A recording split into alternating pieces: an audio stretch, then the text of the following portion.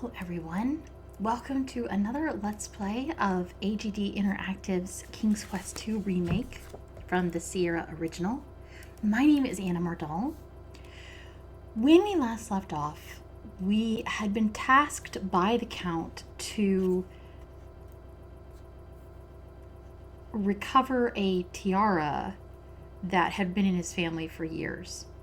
The tiara had, we later learned, been buried with a family member, and there was a mix-up, and the family member was not buried on the Count's estate. He was buried in the church cemetery, which is kind of alarming because the church cemetery is the property of the monk brotherhood of werewolves.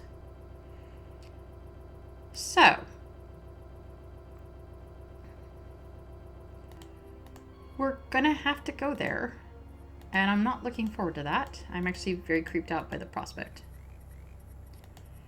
There is one more thing that we can do before we do that, and I may well be accused of stalling because I don't want to go back to that scary, scary church. We can go back to the cottage where Possum and her grandmother lived and see if there's anything inside that has changed. I don't know that they have.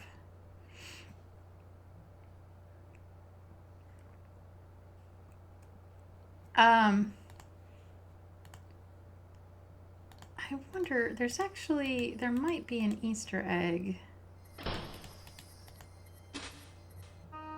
Yes. There's a wolf in the bed. Because the original Sierra King's Quest II game had, occasionally when you walked into Grandma's house, there was a wolf in there dressed as her instead of actual Grandma. You lift the pillow and look beneath it. To your surprise, you discover a small bottle of ointment. A label on the side reads Wolfbane. Being careful not to smash it, you take the ointment and put it in your pocket. I don't think there's anything else to do here. So it's time to stop procrastinating and go to church. Which I really don't want to do.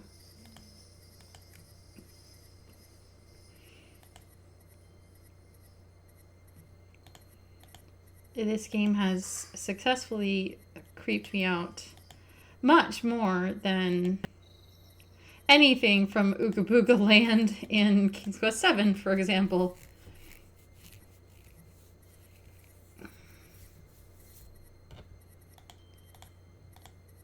We have to go inside the church to get to the cemetery behind it. So your heart beats faster and faster as you push on the handle of the church door. It opens and you nervously step inside. Oh. Well, literally all of this seems bad.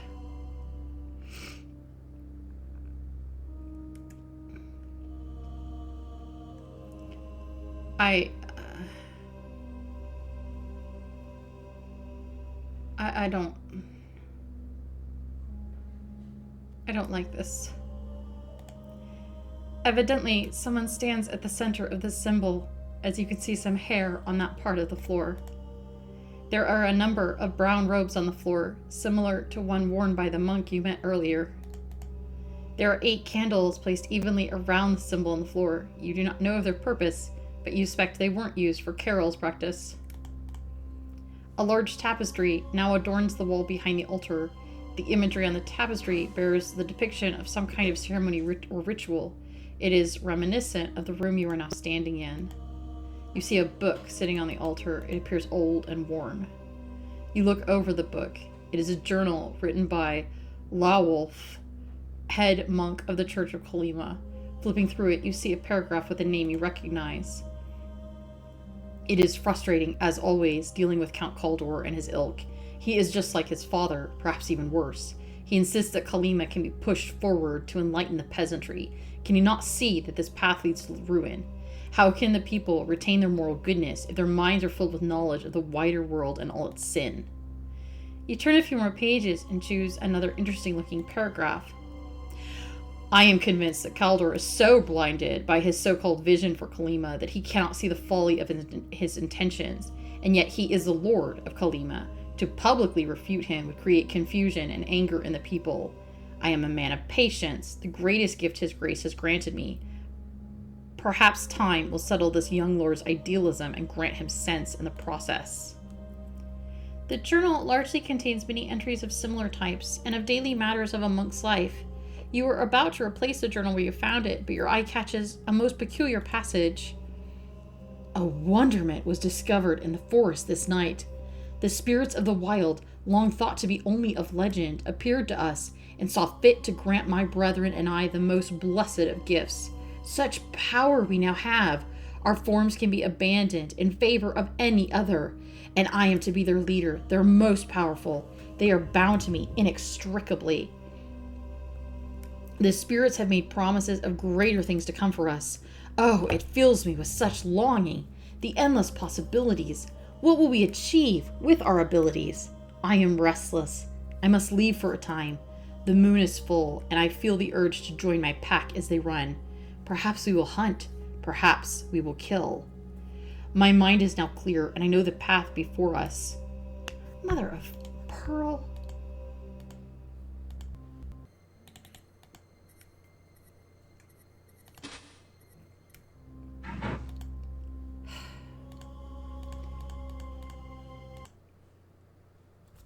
It is a path that shall lead us to greatness, and it will begin with the destruction of our nemesis. But now I no longer have the patience to write. I must run. I must hunt. The passage ends abruptly. Though there are many pages left to be written on, it is evident that the final passage was written a number of years ago. How strange.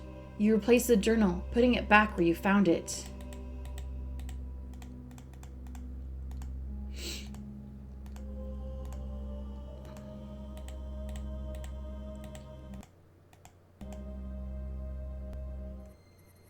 This is the cemetery. A full, radiant moon casts its pale light over Kallima. You find it vaguely disturbing that the church cemetery is the best vantage point from which to view it tonight.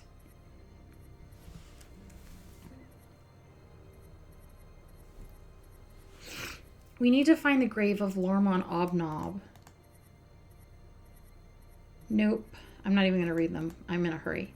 This is the church cemetery. Given how many souls have been laid to rest over the many years, you imagine this place has seen its share of sorrow. This melancholy thought does not relieve your anxiety. You best do what you've come to do and leave quickly.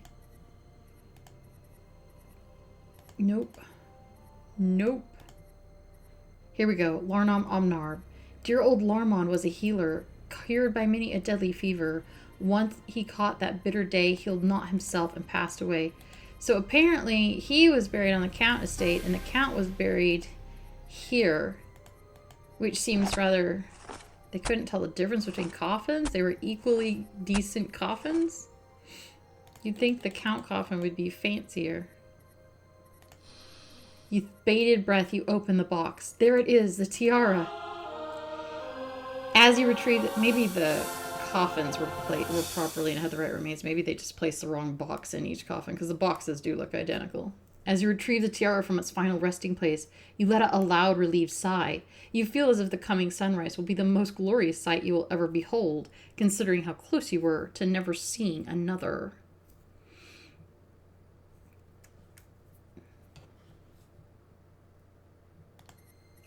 Now don't delay. You still have to get it back to the castle.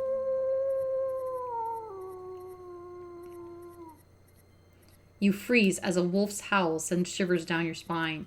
You force yourself to turn and face nothing.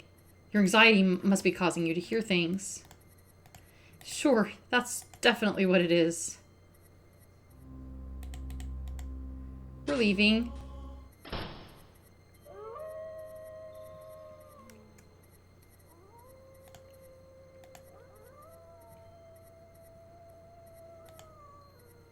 Without warning, a wolf darts out of the dark forest and dashes towards you. This time it's running directly at you. Wolfbane? You rub wolfbane ointment all over your skin. Sensing the wolfbane ointment on your skin, the wolf quickly turns and flees back into the forest.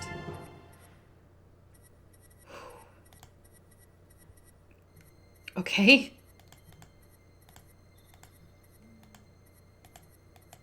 That feels good. The wolfbane ointment has worn off. Oh, grand.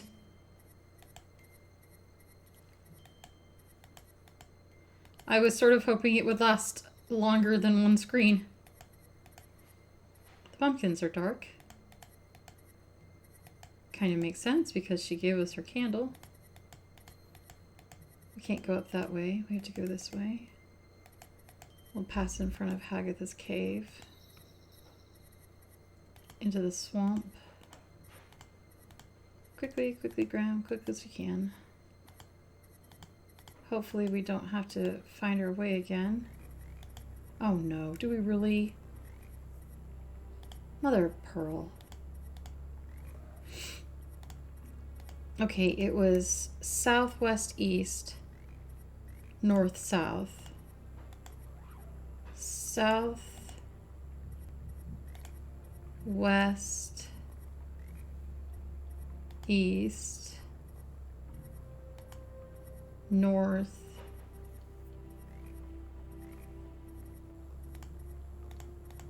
southwest east north south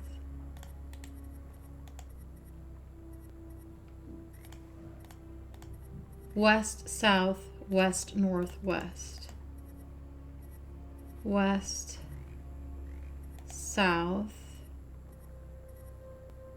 west north west. We're probably leading them right to the boat keeper. That's grand. But what else can we do?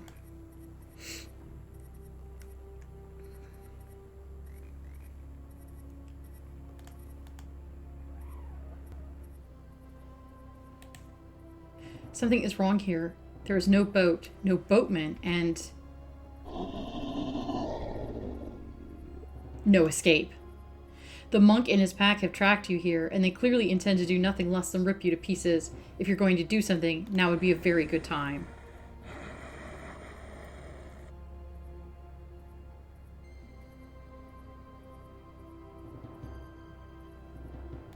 Okay, we're gonna need one reed. You forcefully tug at the reeds until it finally breaks free. You pull it away and carry it with you. We're going to need one poisoned needle. Very carefully, you bend down and soak the tip of the needle in the foul, toxic water. Probably we should have done this before we got to this stage. This silver needle fits perfectly into the end of the hollow reed, making a sturdy pea shooter. The coating of deadly poison makes the needle a lethal projection.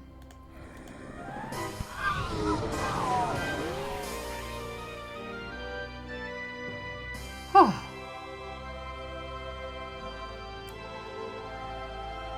Now you show up. Coward. I see you have met the Brotherhood of the Pack. Where were you? Detained.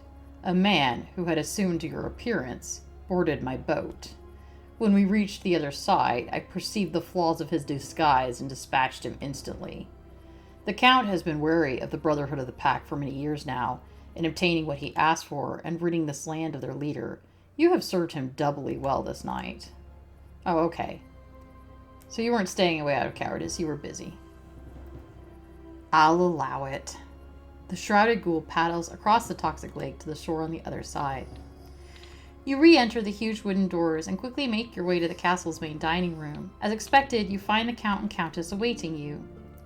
You have performed admirably. Not only have you found the tiara I sought, you have rid me and this land of the deceptive and secretive Brotherhood of the Pack. They have committed many atrocities against my family, such as the deaths of our son and daughter-in-law. I have been forced to remain secluded all these years, unable to serve my homeland as I should, to evade their relentless pursuit of wiping out my entire family line. Is the Brotherhood really gone? Some of those wolves escaped. The rest of the pack followed the wolves that ambushed you. However, without their leader, they will find themselves as lost in mind as they are now in body. Whether human, wolf, or any other form, their hastened passage through my swamp will not see a return to their den. Of that, I can assure you. You have trapped them all in the swamp? The entire pack? An endless flight through the mire awaits them.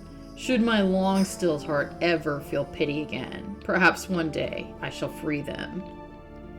As you listen to the Count's cold, unforgiving tone, you thank your lucky stars that he no longer sees you as a threat, at least not for the time being. I release you from my service, dear King. The nearing dawn no longer signifies an uncertain future for you.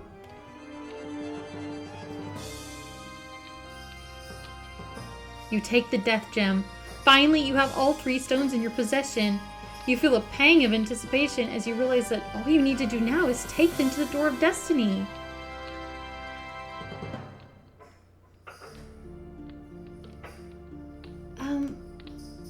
Yay! So let's talk to... I want to talk to the Countess. She has nothing more to say. You said you were the former Lord of Kolyma. Yes. When did you abdicate? I didn't, as such. When I became what I am now, ruling this realm lost all meaning to me. All that mattered was the well-being of my dearest treasure. You flatter me. It is well deserved. All that mattered to me was her safety. I was concerned with little else. And now?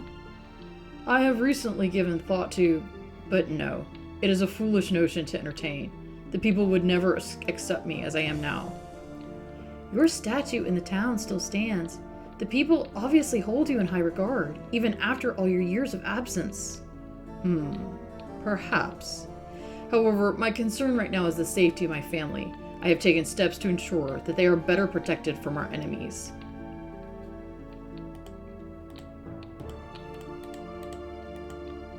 I guess I wish you the best, dear King. A word of advice, King Graham. Once you have found the lady you seek, protect her with all your strength. Never leave her side and place no importance above that of her well-being. Give your life for hers, if it should come to that. Love can last an eternity. But your loved one can be gone in an instant. Heed those words, my king, and farewell. Let's go see if Anastasia has anything more to say before we say goodbye to her forever. No. And she is, she said she had to get ready for the dawn, so she's probably asleep. Crisp is playing with his jingle ball in the background, so I apologize for the quality of this video. Jingle, jingle, jingle, jingle, jingle, jingle, jingle. Thank you, Crisp. The boatman has nothing more to say. You climb back into the decrepit rowboat, and the shrouded ghoul ferries you back across the lake. I bet King Graham is tired. Meanwhile,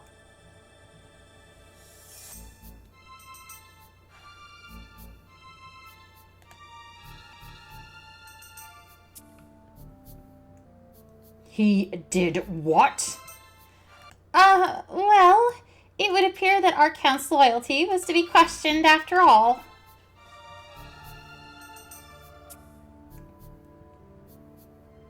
Kaldor has decided to leave us now that he again has his wife at his side.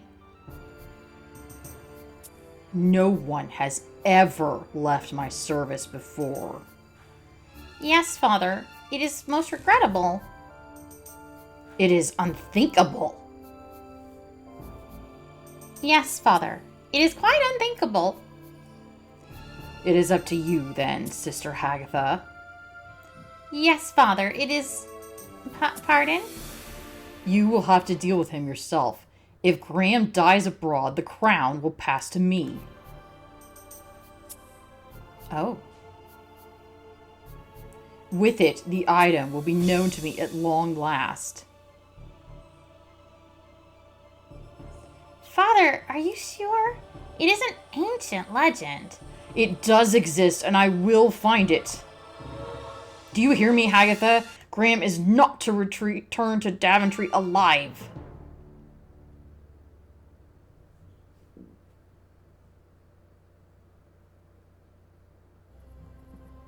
The swamp seems a bit lighter than the last time you were here, and some of the heavy mist has lifted. Day must be dawning. So it turns out I was wrong. The item that he's seeking isn't in the crown. It's something that he feels will be revealed by the crown. Small difference. It was very interesting that he feels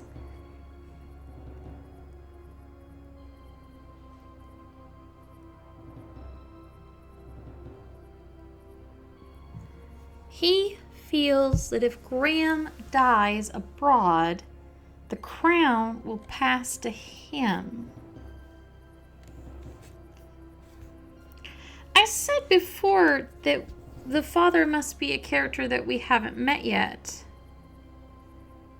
Somebody in Daventry that we don't know about. But that's maybe not quite true, because we have met one other person in Daventry, and that was the gentleman in the opening introduction. There was a lord who was helping us with our rule, and he was the one actually who urged Graham to reflect on what he wanted, and those words caused us to see Valanice in the magic mirror.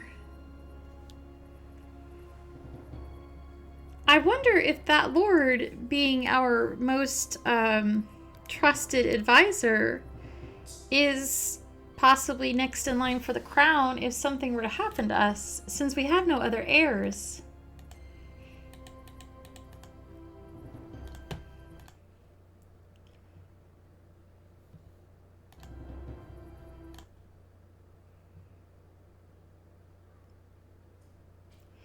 I have messed up something because I have... What the hell? You feel poisonous water seeping into your skin. Oh, jeez.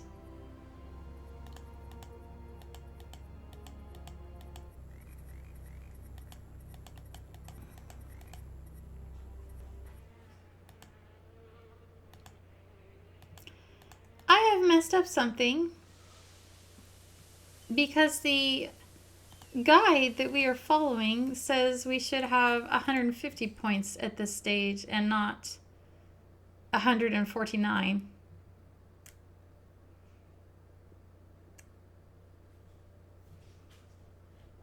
I'm surprised by that because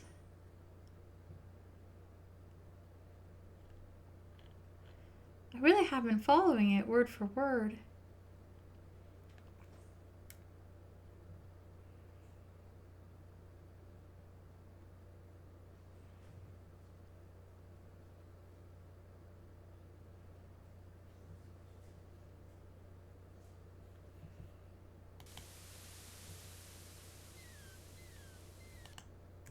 Hang on just a second.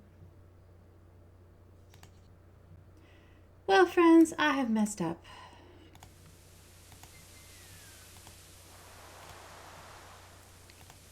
And the question is how far back we have to go to unmess things up. I feel foolish. And not only have I messed up, I've messed up in a way that will prevent us from winning the game. So we have to backtrack now, but I will not make you watch all the backtracking, just this part of the backtracking. Don't I feel dumb?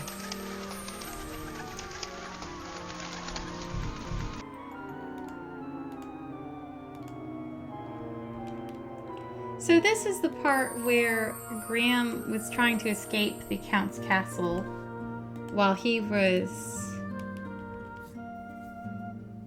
going to retrieve his wife and change her to a Nosferatu.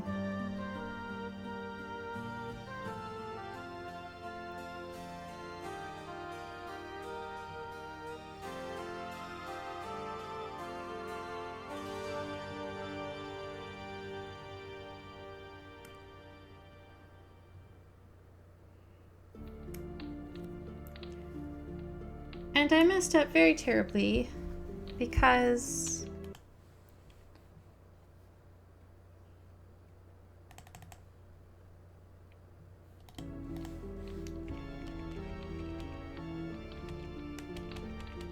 after you finish talking to everyone,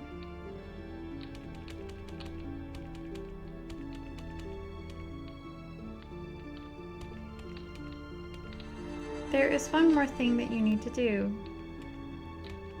And it just honestly did not occur to me because it seems kind of gauche. Well, let's talk to everybody first.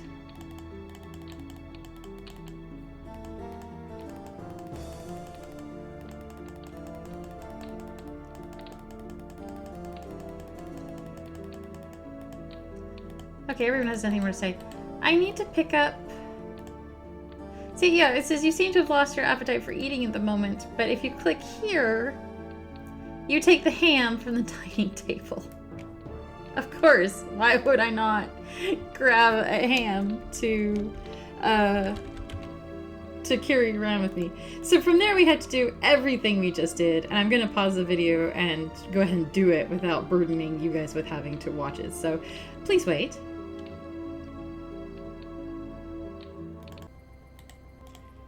Okay, and we're back. Oops. Due to the large number of insects swarming about, you opt to keep your mouth closed for the duration of your passage through this dismal swamp. I am so sorry about that. I failed to pick up the ham from the table in our first go-through. Really, I don't understand. It seems so rude to, Yes, hi, thank you for the spread. I think I'll just take this enormous ham with me. But, Graham, being a king... obviously knows better than I do about what is appropriate for his behavior. And he seems to think that lugging around a giant ham is the most appropriate response. So who am I to disagree? I am nobody, that is who.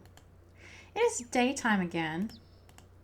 So I'm going to go back to town just so we can tell that lovely witch librarian that she was definitely right about the Count being a vampire.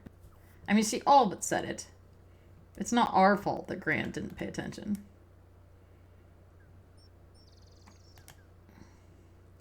I've been pointing out as we go the differences between the remake and the original game. And so this was another big one. In the original game, you actually stake Dracula in order to get the Death Stone. The whole helping the vampire in the castle and getting involved in a war between him and werewolves is content that was added. I think it's good content. I enjoyed it very much.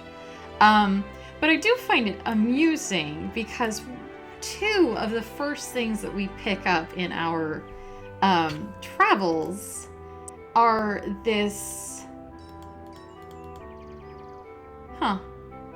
It's gone. Well, we did lose some of our items with the Cloud Spirit, but two of the items we picked up was the fence post, which it described as having like a pointed stake ending, and a mallet, which amusingly enough is also gone. And I find that amusing because if you're playing the game coming from King's Quest II, the original, it's very easy to think, a stake and a mallet, I know that's going to be useful for later. And then, of course, we ended up not using them to murder a vampire. So that's a neat little change.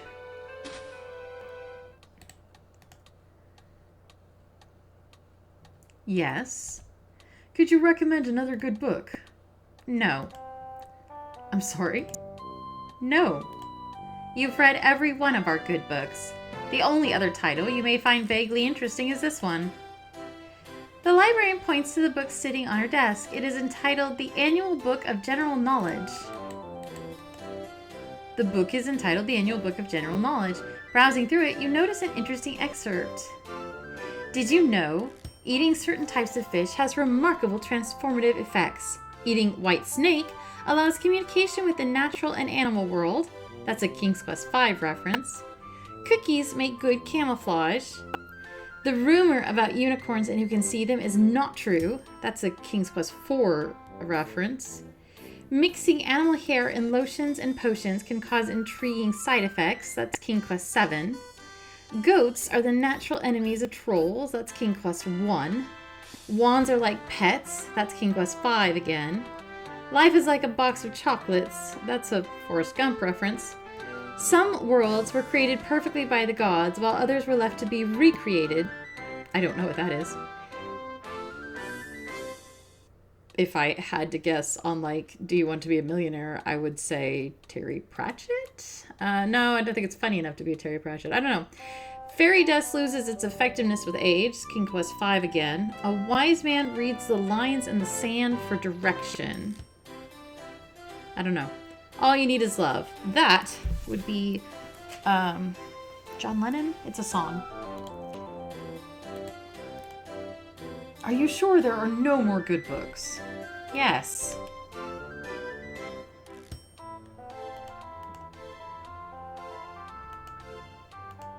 Okay, that's all we got. The clock indicates that it is morning. Graham has not had a wink of sleep.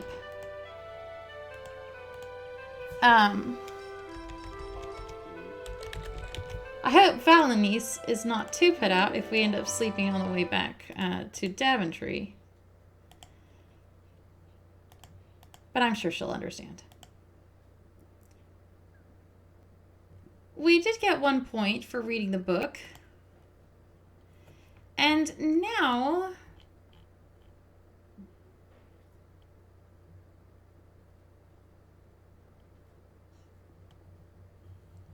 it is time to return to the Door of Destiny. We got gems. We got a door. Let's do this.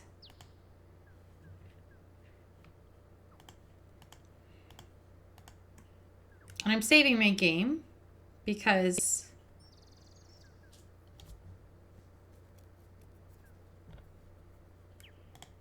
I'm sure nothing will happen when we cross this rickety bridge. Oh no! The plank you stepped on was a trap. Your leg passed right through it, and you are now very, very stuck. Try as you might, you cannot dislodge yourself. You hear a noise. Someone or something is approaching you from behind.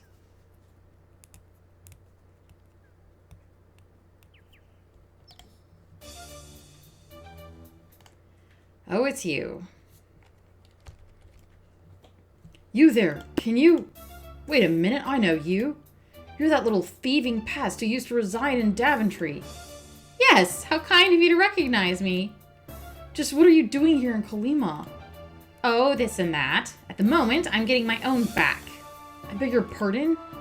Imagine my surprise when, having come home from a hard day's work, mugging, you mean, I find my treasure had been robbed and my food stolen.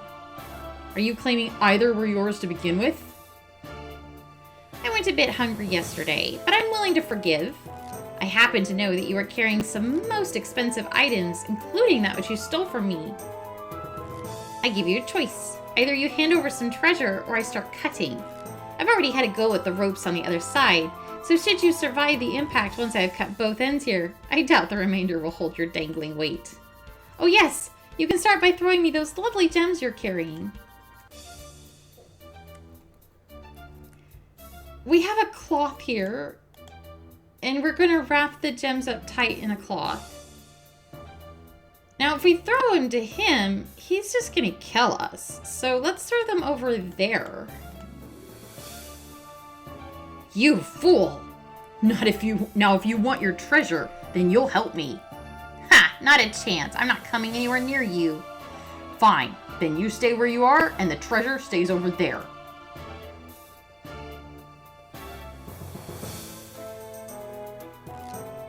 It seems that your ultimatum has caused a conflict of interest for the dwarf. While he does not want to help you, his greed is demanding to be immediately satisfied.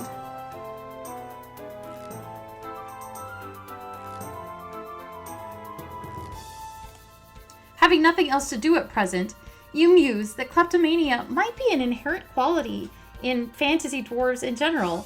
Then you notice the fraying ropes on the mountain end of the bridge. They are unraveling. He really did have a go at them earlier. Well? I might just leave you there, wait until you die, and then come back. You will not be a problem to me when you're dead. By which time, the bridge will have fallen. You have done a good job on those ropes over there. While muttering something inaudible, the dwarf throws you his knife. You catch it deftly, realizing that whatever you're going to do, you had better do it fast.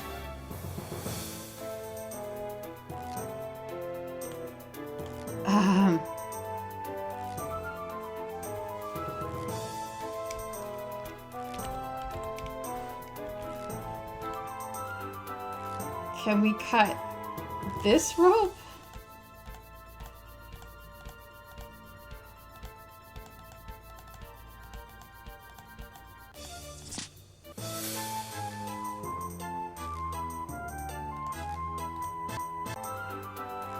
I'm not sure what to do. Use it to cut the ropes of the bridge.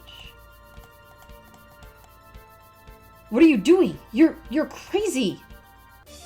As each rope gives way to your onslaught, you hold on tight and brace yourself for the inevitable. Upon impact, the collision shatters the plank that held your leg in place, and you are again free to move. You also discover that your entire body really hurts now. Whew. You've made it to the other side safely. Of course, you have no way of getting back, not that it concerns you at this point. You could at least give me my knife back. No! It serves you right for stealing from Daventry's magic chest.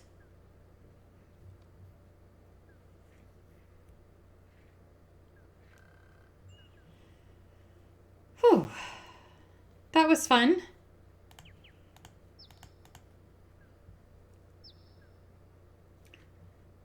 We've got our gems now, which apparently we have to unwrap manually.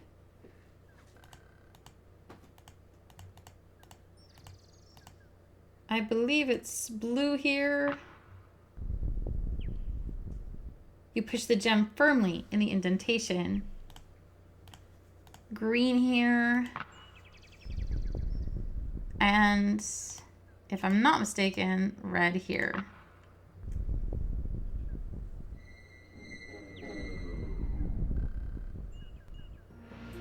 Birth, growth, death. The cycle of this life is complete, now and forever. Speak, and my purpose is thus fulfilled. My passage to the next world may begin at long last. Then, if you please, I would bid thee open. As you wish, but a word of caution. As you enter, know in your heart which destiny you truly desire.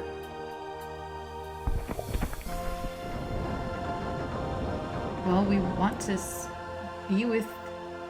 What the heck? Really? Can we save? Why won't you let us save? Alright, I'll try Galactic Realm.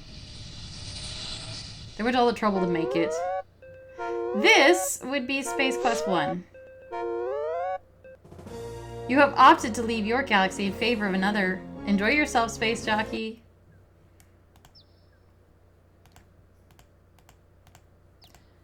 Alright.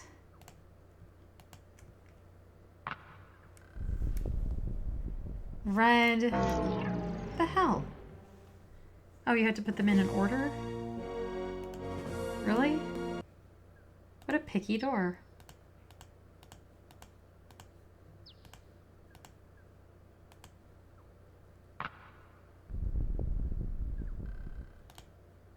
Picky door.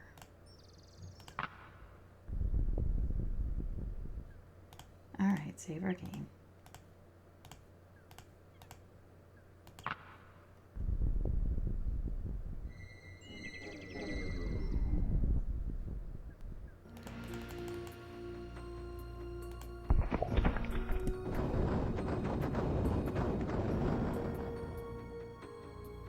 Metro Realm, what is that? I'm assuming it's Police Quest? Yeah, that'd be Police Quest.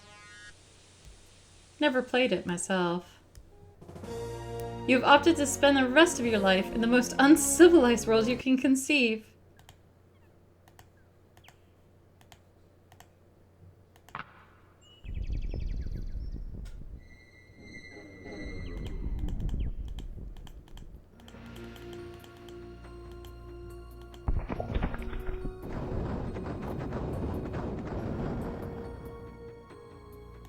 past from? What is that? Oh, King's Quest 1. You have often wanted to go back to your past and try things differently. Enjoy the next year, Graham. You've lived it all before. I like this, as silly as it is, because it actually confirms my theory that this door is not just a door to Valanice. It's a door to whatever destiny is appropriate for the opener. So it actually means that... Lizard Realm. It actually means that Hagatha did... Oh, it's Leisure Shoot Larry?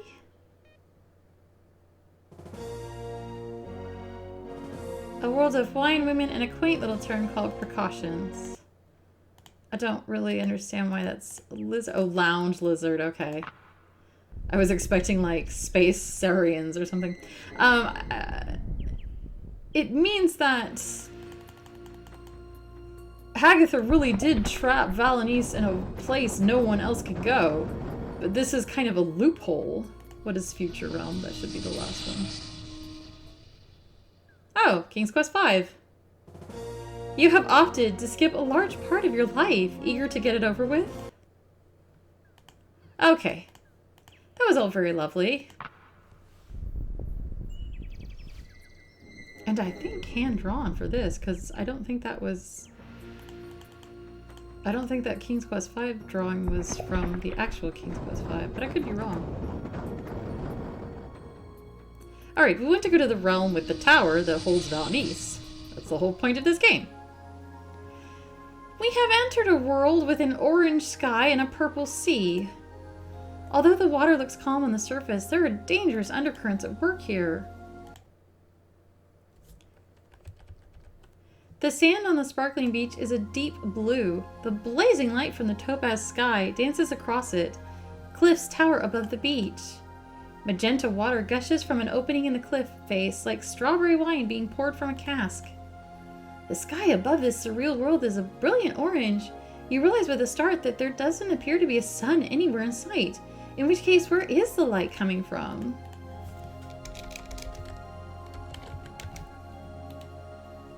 I saw a fish in the ocean. Maybe we can catch one.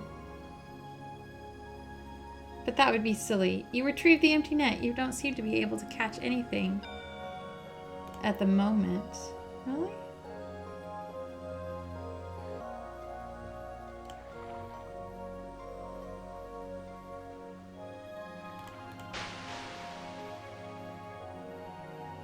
Come on, fish. I see you.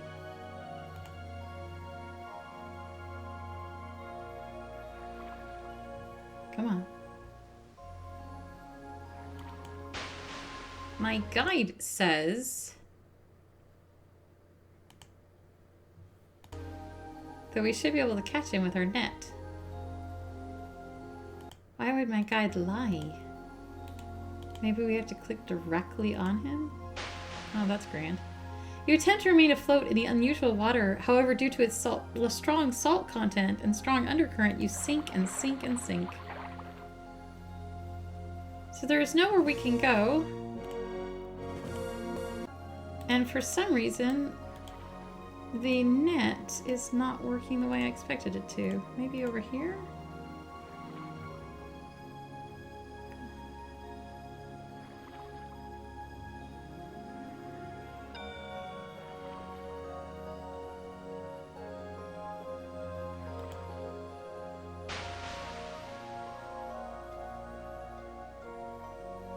There we go. You cast the net into the tranquil sea. Upon retrieving it, you see that you have caught a large golden fish. It falls from the net and flops helplessly on the beach. You grab the flopping fish. Its mouth is wide open and its gills are extended. With great difficulty, you hold the fish as it twists and turns in your hands. Well, let's put him back into the sea. Sorry, bye. My bad. Thank you for not killing me. For your kindness, I will gladly take you across to the other side of this vast sea. You talk? Come, grab hold of my fins, and I will take you across the ocean. Okay, I don't know what else to try. You carefully lower yourself down the steep embankment and slide onto the fish's scaly back. You hold on tight as the fish swims far out to sea.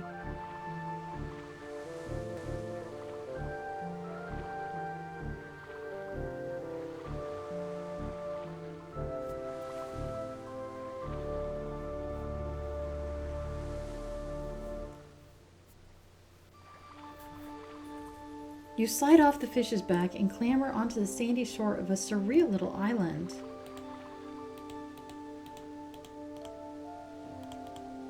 Although the water looks calm on the surface, there are danger and undercurrents at work here. The trees on this small island are tall, with spreading branches and huge fan-like leaves.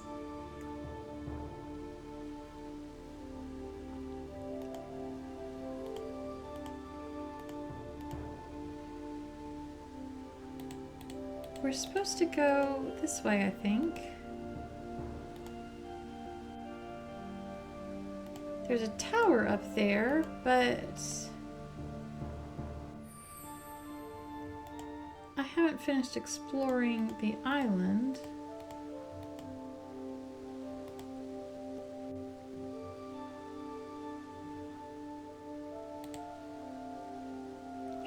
It's very subtle, and I don't know if you can see it, but there's a patch of sand here that's a little bit different color than the rest of the sand.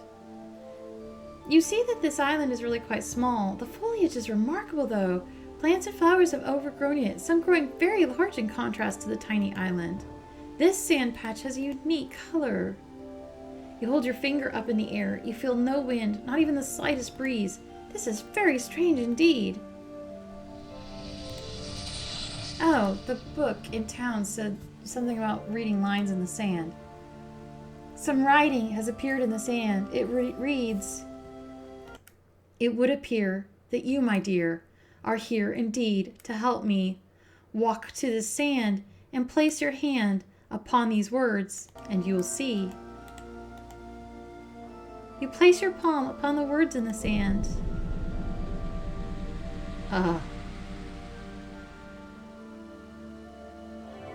Look, you can see it in the distance.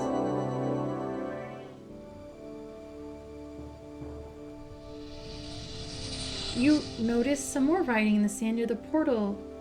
It reads, "You may return, but pause to learn a way to flee this cursed place.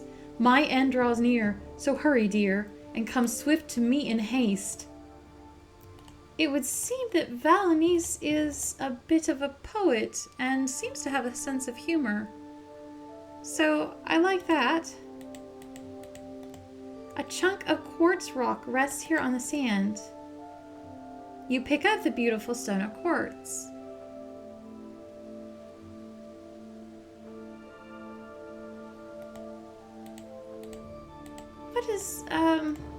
What does it say over here? 3 symbols are depicted in the sand. Perhaps each one represents an action that must be performed in order to establish an escape route from this strange place. This looks like a bowl with water, and the water bowl pours onto the words. There's no bowl, but there are some coconuts on this tree.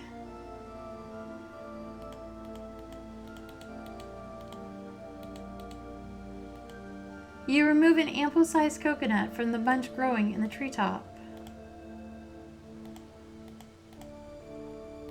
Well, we can cut the coconut open. Oops, there we go. Using a sharp blade of your sword, you slice the coconut clean in half.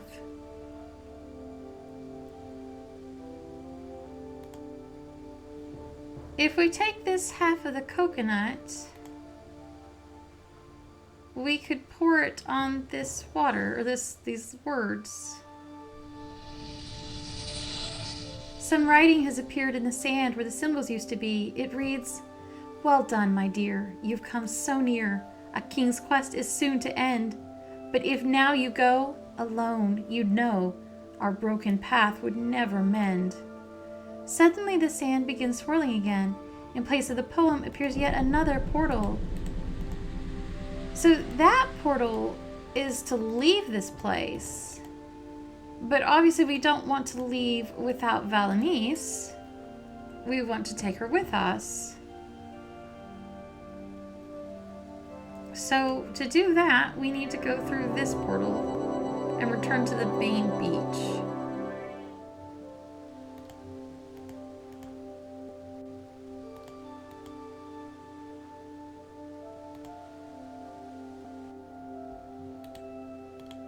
This tower is built of creamy, opaque quartz blocks. You see a large window near the top.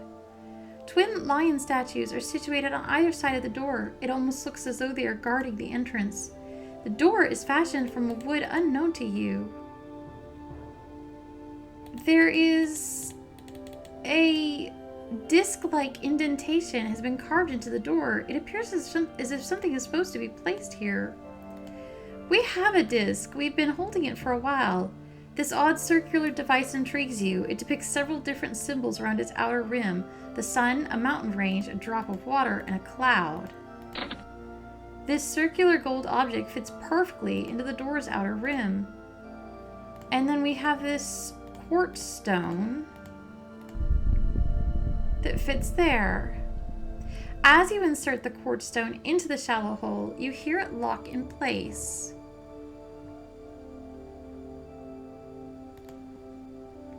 Suddenly, the statues rumble to life. The truth you will find from one such as I, for the other can only be lying. These words will provide you the means to get by. My companions, though, shall see you dying. Okay. So one of them tells the truth and one of them lies.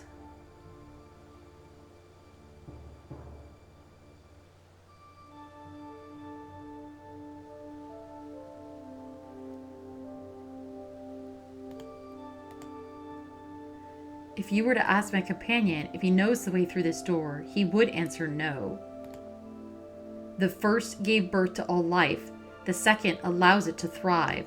The third sustains all that wander it. The fourth will once a day hide. If you were to ask my companion if he knows the way through this door, he would say yes. The first carries all manner of weather. The second gives cause to be burned. The third is shallow as it can be deep. The fourth to bear fruit must be turned. So, let me figure this one out. They both, one lies and one tells the truth.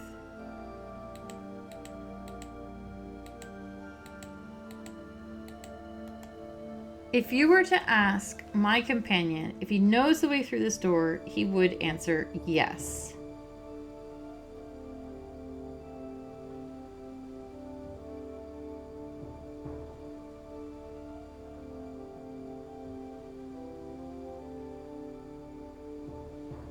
If this is the truth-telling one, then that can't be true. Because the other one would have to be the liar, and his answer would have to be no. If you were to ask my companion if he knows the way through this door, he would answer no. If this were the truth, then that is true, because the other one would have to be the liar, and he would have to say no. So this is the one we have to listen to. The first gave birth to all life. The second allows it to thrive. The third sustains all that wander it. The fourth will once a day hide.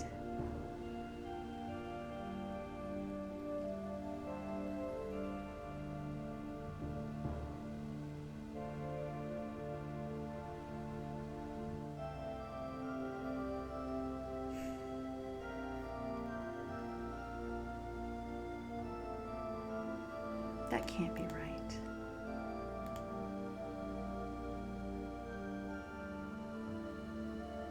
The first causes all manner of weather. The second gives cause to be burned. The third is as shallow as it can be deep. The fourth to bear fruit must be turned. That's the right one. So why is this the truth-telling? If he's the truth-telling lion, This is the false one. The false answer would be, Oh, he doesn't know the way in. So his answer would be yes, even though he doesn't. I had the wrong starting condition. I assumed they both knew the way in. So if this is the truth-telling lion, then the other one doesn't know the way in, but he would say yes. If this is the truth-telling lion, then the other one doesn't know the way in, but he wouldn't say no. So this is the right one. First causes all manner of weather. The second gives cause to be burned. The third is shallow as it can be deep. The fourth, to bear fruit, must be turned. So we see the importance of starting assumptions. All manner of weather is a cloud. Gives cause to be burned is the sun. Something that can be deep and shallow is water. And to bear fruit, you have to turn the earth. All right. That gave me all sorts of trouble, didn't it? I think we know by now that I'm not the smartest, shiniest apple in the bunch. I am actually going to go ahead and cut the video here. I'm so sorry. But I know that in addition to everything that's to come, I also wanted to read some stuff, and we're gonna go through the credits. So it's gonna go long otherwise. So I'm gonna stop here, and when we come back in the next video, we will press through to the ending. Thank you so much. Once again, this has been King's Quest II. I am Anna Mordal, and I'll see you in the next video. Thank you. Bye-bye.